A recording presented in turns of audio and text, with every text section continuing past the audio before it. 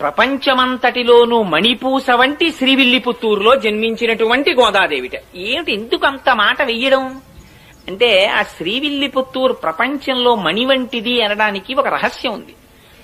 మొట్టమొదట ఈ భూమి అంతా కూడా సముద్రంలో మునిగిపోతుంటే, ఆనాడు రాక్షసులు దీన్ని చాప చుట్టినట్టు చుట్టి పట్టుకుపోతుంటే, వరాహమూర్తి భగవానుడు నీళ్లల్లోకి ప్రవేశించి ఆ రాక్షసుల్ని దునుమాడి తన మూపురమున ధరించి భూమిని పైకెత్తారు. పైకెత్తిన తరువాత భూదేవిని పైకెత్తారు కాబట్టి, భూమిని భరించారు కాబట్టి, భూమి ఆయనకి భార్య, ఆయన భర్త. అందుకని ఆ భూమిని యథాస్థితిలో ఉంచి తన అవతార సమాప్తి చేసే ముందు భూదేవిని అడిగారు, నీకు ఇంకేమైనా కోరికుందా అని. అడిగితే భూదేవి ఆనాడు ఒక కోరిక కోరింది.